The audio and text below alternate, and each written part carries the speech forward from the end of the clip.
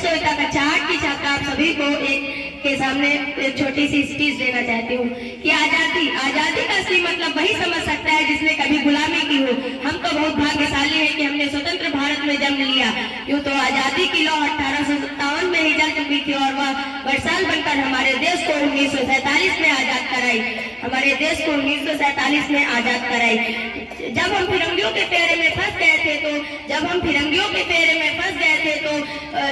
रंग पसंद की चोलक की एक आवाज पर टोलों के टोले उमड़ आते थे और उनके नारों वंदे मातरम के नारों से 5-5 डिग्री का आने वाला तूफान अंग्रेजों की जड़ों में तूफान ला देता था। जब लोग मर जाते थे, मिट जाते थे, फांसी पर चढ़ जाते थे तो वे अपनी देशभक्ति साबित कर रहे होते थे, क्योंकि ये उस दौर की देशभक्ति की कसौटी थी। उसके बाद 62, 67, 71 के युद्धों में अपना सुहाग गंवा देने वाली औरतों के जब घर के हालात यूं हो जाया करते थे कि प्यार भी भरपूर गया, मांग का सिंदूर गया, कि प्यार भी भरपूर गया, मांग का सिंदूर गया, नन्हे ननिहालों की लंगोटियां चली गई, छोटे छोटे बेटियों की चोटियां चली गई, बाप की कमाई गई, भाई की पढ़ाई गई, कि बाप की कमाई गई, भाई की पढ़ाई गई। ऐसा एक विस्फोट हुआ पता ही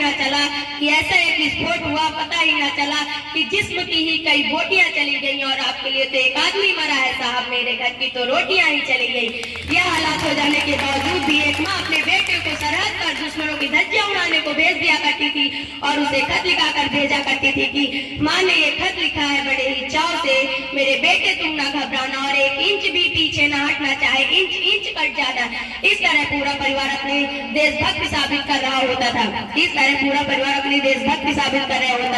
तब देश मर जाने को कहता था, मिट जाने को कहता था, फांसी पर चढ़ जाने को कहता था, लेकिन आज देश मर जाने को नहीं कहता, मिट जाने को नहीं कहता। कि ना वो मस्जिद को जानते हैं, ना सिवालों को जानते हैं, कि वो ना मस्जिद को जानते हैं, ना सिवालों को जानते हैं जो पेट के भूखे होते हैं, ना वो सिर्फ भोजन के एक निवालों को जानते हैं, कि ना सरकार मेरी है न रब मेरा